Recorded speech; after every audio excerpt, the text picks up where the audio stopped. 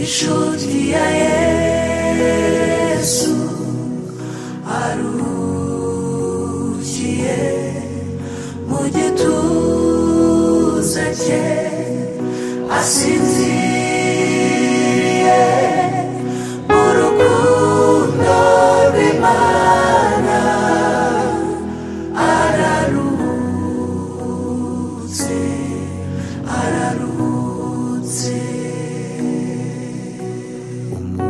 umukunzi w'umwami Yesu impumuro nziza ya Kristo yamenyesheje abantu ibyo gukiranuka asoje umurimo we araruhutse amaso yacu yaramubonye amatwi yacu aramwumva yahinduriye benshi kugukiranuka asoje urugendo arataha umugeni wa Kristo ararutse inshuti ya Yesu kunzi w'Imana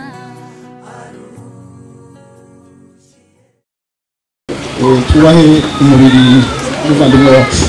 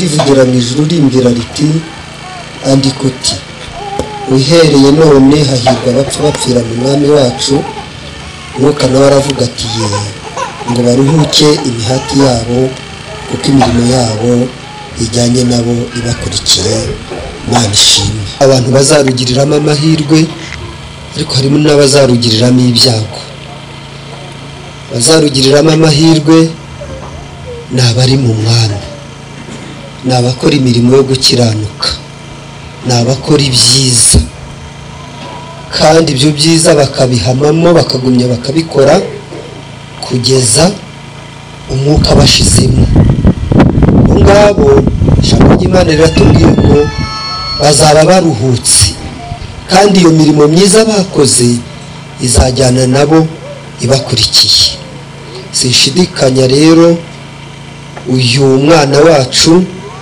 uyu mwana w'igihugu yamenye Yesu yamenye agakiza aranakakira akaba yarari nako ari no mu murimo w'Imana, ari no mu murimo w'igihugu, akaba arangije urugendo rwe adacogoye. Amina, haleluya. Ubwo rero arangije urugendo rwe adacogoye, akiri muri ako gakiza, akiri muri uwo murimo, akiri ku rugamba rw'umukiza, akiri ku rugamba rwo gukora imirimo myiza, ni ukuvuga ngo apfuye neza. Natwe twifuzwe kuzagira urupfu nk'urwe, kuko kugira ngo dusohoke muri ubu buzima burimo imiruho, burimo imibabaro, tuzinjire mu bundi buzima burimo amahoro n'umunezero, tugomba kunyura muri iri rembo byanze bikunze ryitwa urupfu. Dusabe rero kugira ngo tuzasoze neza uyu warangije urugendo rwe. Tugushimiye iri jambo ryinjiye mu matwi y'aba bose bari hano, udufashe tube mu mirimo myiza yo gukiranuka, hanyuma tuzasoze umwuka azatuvemo tukiyirimo, kugira ngo tuzagire iherezo ryiza, kandi iyo mirimo izagenda idukurikiye. Ikibi cyawe mu izina rya Yesu.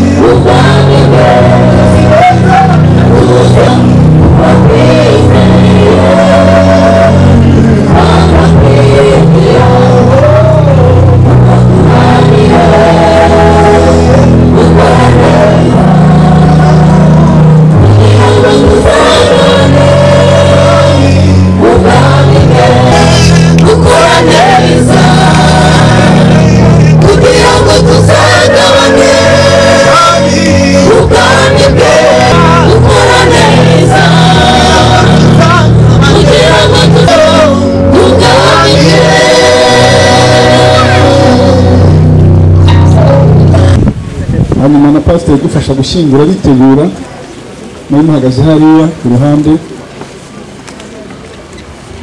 abakozi b'Imana bagenda bahagaze ku ruhande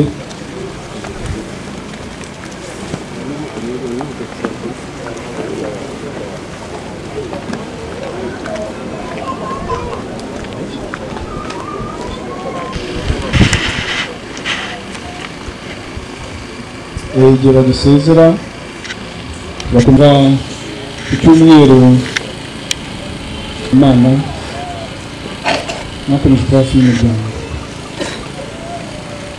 Rero ntabwo biba byoroshye uri Basimewo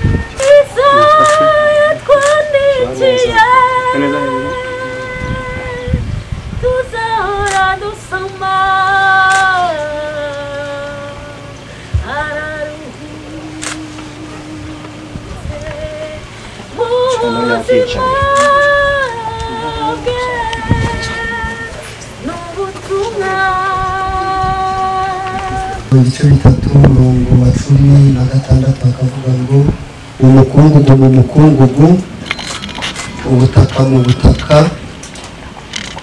umwuka wagiye ku Mana ariyo yawutanze, izina ry'Uwiteka nihimbazwe. Iyi mva ye tugiye kuyirenzaho itaka, ariko iyacu yo isigaye irangaye, izina ryawe nihimbazwe. Twe gukomeza natwe kwitegura, cyubahiro ni icyawe mu izina rya Yesu, amen.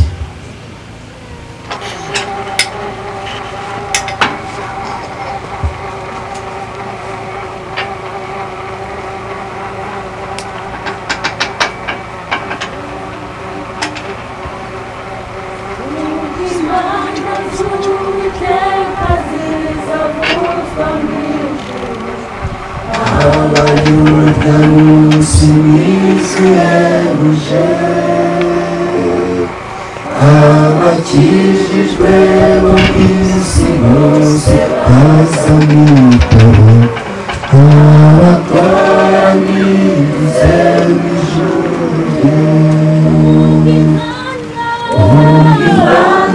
baje mu bituro by'umucunguzi, bazahurira mw'ijuru n'abazaba bandi, abamari nanjye sinzabura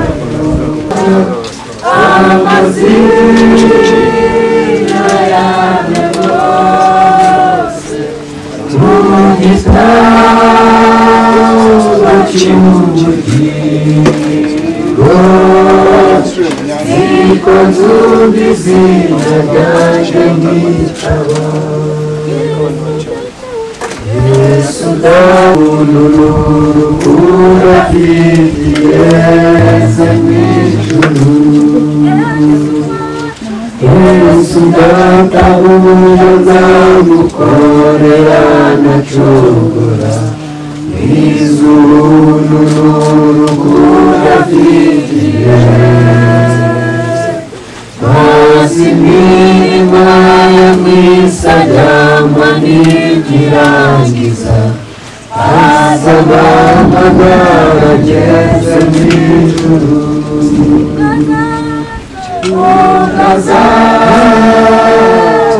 azahamagara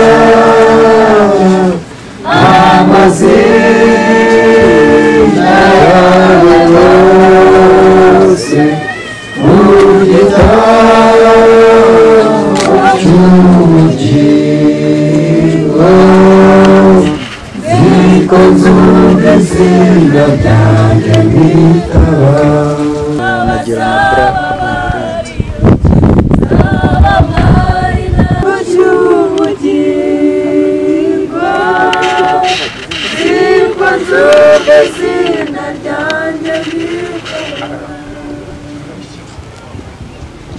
Mwaramutse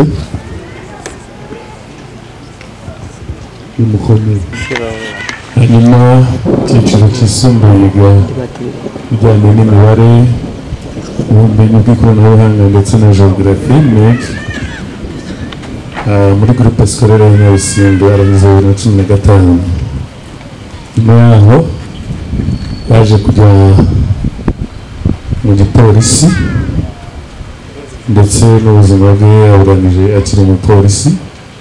Yashakanye muri 2023 na Gihozo Leya tabarutse Imana itarabaha urubyaro.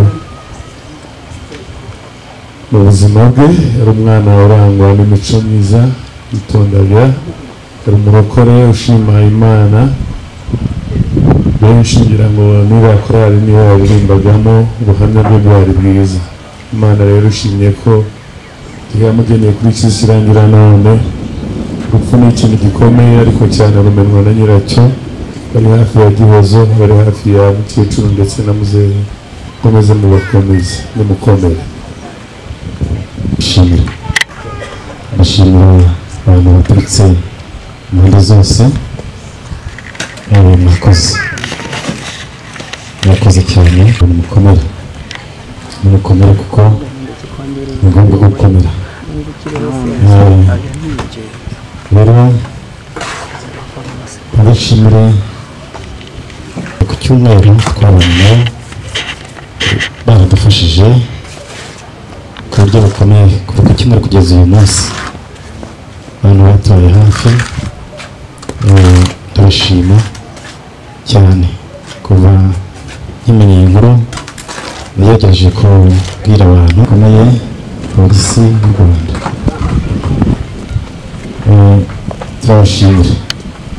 Turabashimira ku buryo bukomeye. Mwaradufashije kuva Simba bakigera Kanombe. Mwebwe mwabaye hafi namwe murabinyaga byo kurya n'ibyo kunywa. Ni ukuvuga ngo mwaramurwaje kugeza avuye mu mwuka. Mwaradufashije kiva mu mwuka n'ubu wa mbere mugezeho n'umupolisi. Mbere y'uko tumugeraho twebwe ntabwo twari hafi.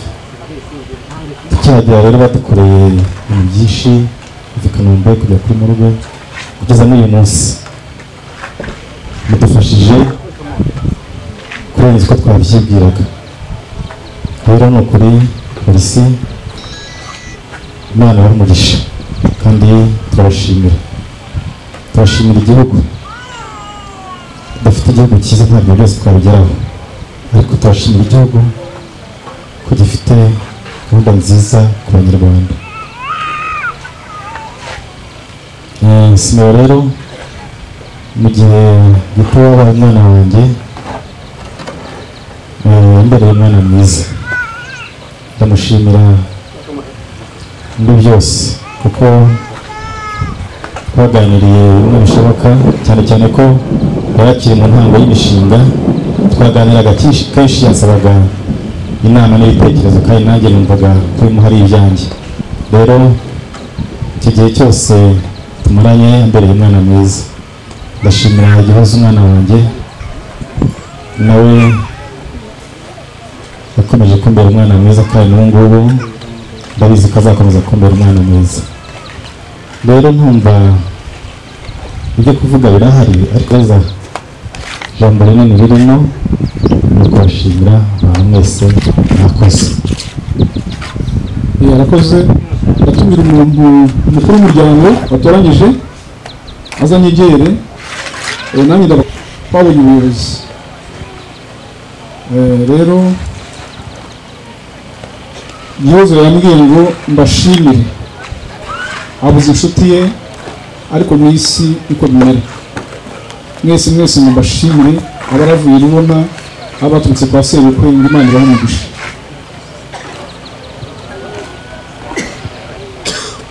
Murakoze. Mu gihe nk'iki ntabwo biba byoroshye, ariko numva mu izina ry'umuryango nta kindi twavuga usibye gushimira abambanjije babivuze. Turashimira muri rusange abantu batubaye hafi bose guhera bibikiba kugeza uyu munsi. Imana yo mu ijuru ibahe umugisha. Hanyuma ncamake mu izina ry'umuryango twaganiriye, ariko dusanga buri gihe kirahenze.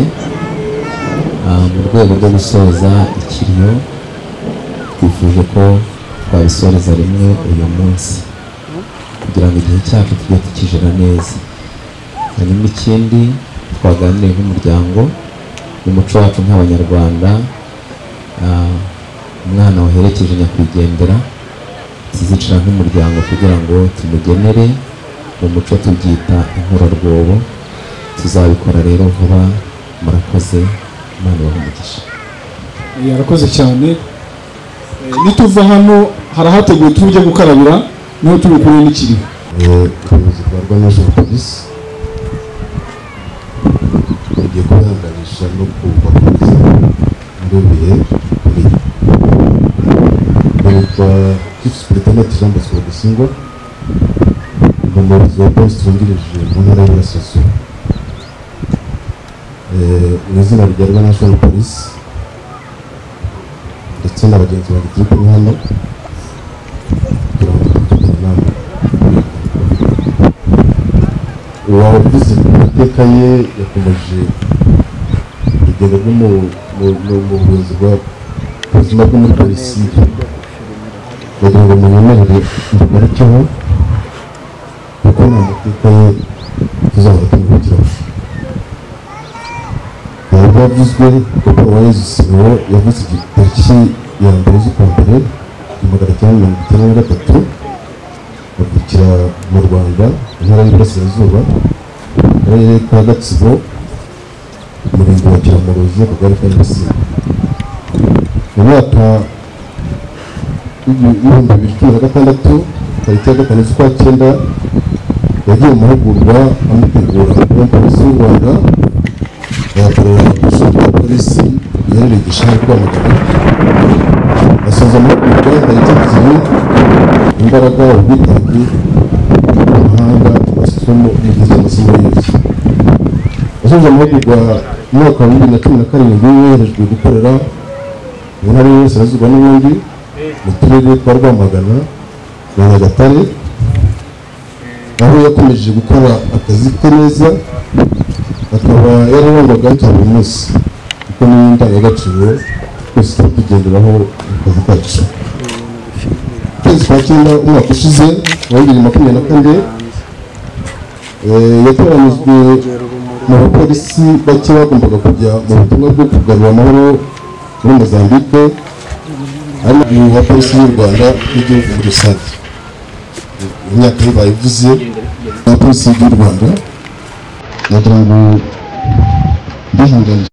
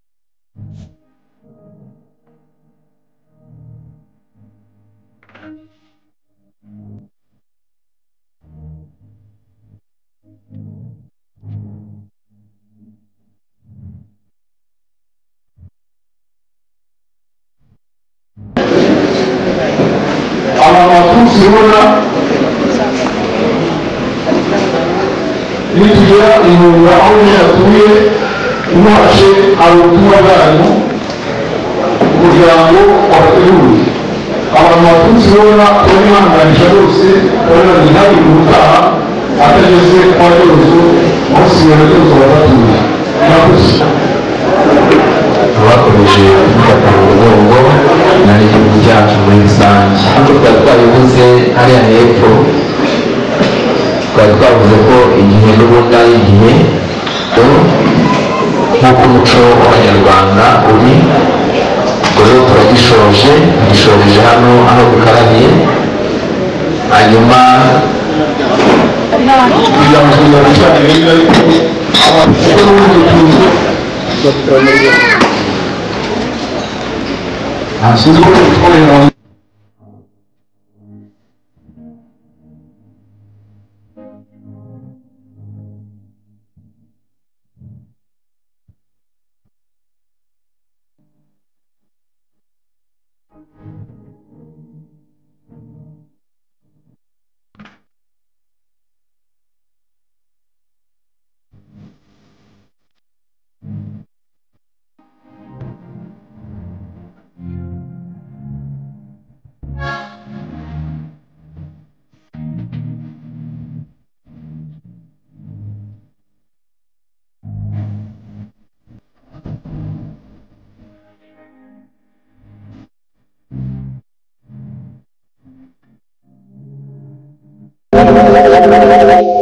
nongeye kubasuhuza nimbasuhuza kenshi ubyihanganire nari nababwiye yuko bagenzi bacu banyamuryango bari bari mu nzira tugize umugisha barahageze Imana yabarinze nagira ngo rero muri uyu mwanya nshimire cyane ariko n'abandi bagiye bakakurikiza muri rusange turabashimira ko ari uri wagezeho ubutumwa uyu munsi ubutumwa bw'umuryango reka rero abo bagezeho mwakoze kwihangana kuko kumara umwanya gutya rero mwakoze cyane kandi ntabwo twatinze kubera kurangara ahubwo hari ibyari bitaruzura twabanje kuzuza rero kandi ntabwo byari bwuzuzwe kuva na kera kose ni ugutwa umugisha ni ikintu gikomeye cyane umubyeyi rero guhabwa umugisha wabaga ufite iminsi yose mu bandi bana bose bitwaga mukuru rero n'umugisha w'Imana wo kwira ku bantu bose ntabwo ari ku mwana umwe ikintu rero mvuga muri uyu mwanya nongere mbashimire iyo ntaza ngo mbone uburanga bwanyu sinari bubavuge nabi ariko ntabwo nari bwishimye cyane hari kuba habuzemo akantu muri njye rero kongera kubabona mu maso yanjye mbabona turi hano birashimishije kubasanga hano impamvu nabakunze iki nanone nsanzwe mbakunda murabizi koko ntabwo mwaba muri hano mutabizi ko mbakunda ariko nongeye kubakunda kuko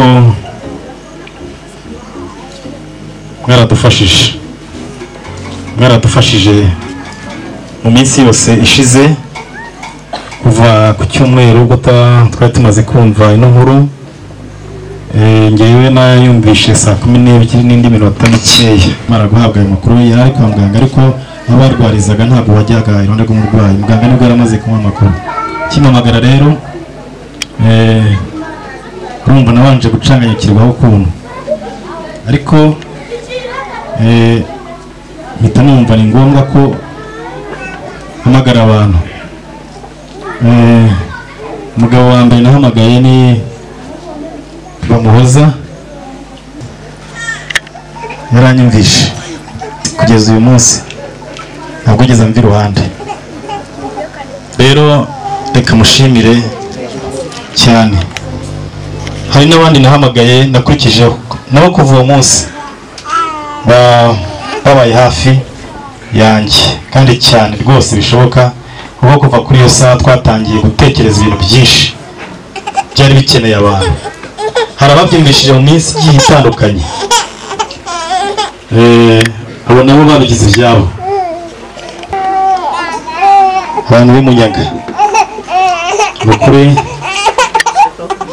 ndabubashye kandi ndabakunze. abantu b'Igasetsa sinzi niba bari hano i Remera, n'ubizi twajyaga duhura, hari n'abandi twajyaga duhura igihozo igihe bagaje hano. Ikintu cya mbere nababwiraga mu ndebera umwana, kuko nibwo yari yimukiye aha ngaha, murabizi najyaga nabibabwiye abantu benshi.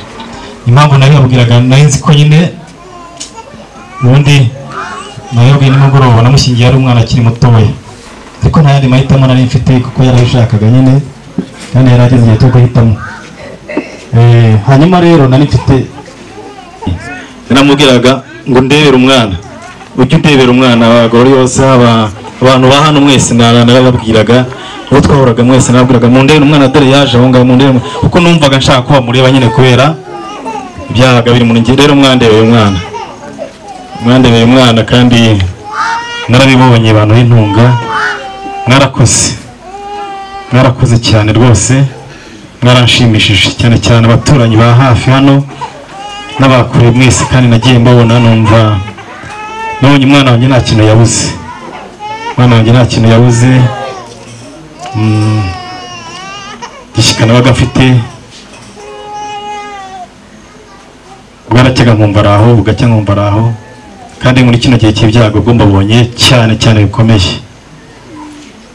Itorero ryatubaye hafi cyane, riradufasha muri byose. Na rero amagambo ari muri njye no gushima gusa, abantu twiriranywe rwose.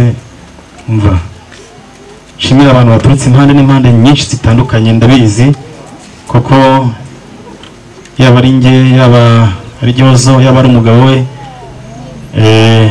tuzwi n'abantu benshi. Hari abaje banzi, hari abaje bazi Gihozo, hari abaje bazi umugabo we. Mwese turabashimiye kandi turahari ku bwanyu.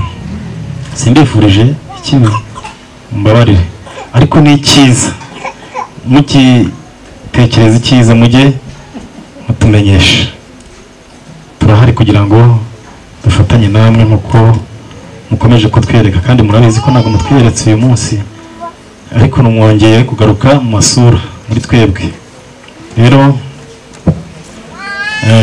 mwese ndabashimiye. Icyo nari mfite muri njyewe numva gikomeye cyo kuba hano kubashimira rwose. Nyagasani Imana yo mu ijuru igitubwira ibyiza biri imbere, kandi tutaranagerayo hari ibyo duteganyirizwa hano mu isi, nabwo haba ibyiza ibyo duhirimbanira buri munsi. Ibyo ngibyo muzagirira amahoro mu isi, nubwo atuzura ariko ajya arahaba, abantu bakanezerwa mu isi. Namwe rero kubw'imirimo mukora myiza y'urukundo Imana idusaba buri munsi, Imana ibahe umugisha kandi ndabashimiye. Ndumva rero nk'uko babibabwiye, kiriyo twagisoje. Tujye mu buzima busanzwe, twishime, tujye tunywe, dukore, dukomeze imirimo y'iterambere kuri twese, kandi duharanire gutera imbere kandi tunakore. Nubwo nyine aba ari ibi byago biraza, ariko ntabwo bidutangira, kuko wagiye yagiye, ariko basigaye turakomeza tukabaho kandi tuzakomeza tunabeho. Rero kansoreze hano ngo nimukomere. Nk'abantu baturutse i Rubona twaje gutabara umuryango, twakusanyije peteroli twagira ngo urangirwa yigire hino tuyimushyikirize. Murakoze.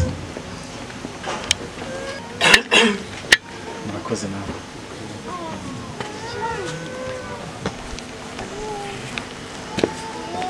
Koze natwe itorero rya Rubona twakusanyije peteroli, ariko Gihozo nakomeze yicarire, ahubwo papa we aze ayimwakirire. Murakoze.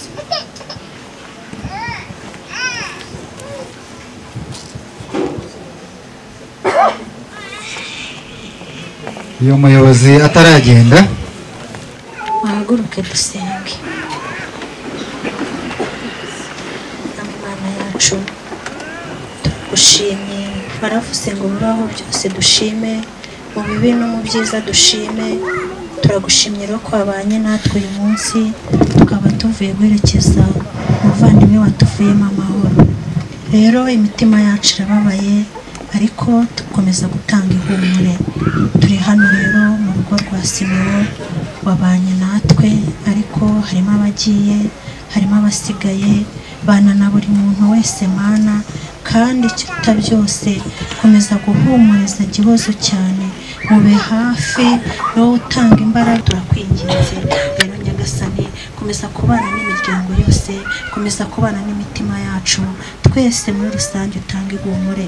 Izina ryawe nirihabwe icyubahiro mu izina rya Yesu, amen. Murakoze, Imana ibahe umugisha. Abagihari turakomeza kuganira, abashobora nyine barakomeza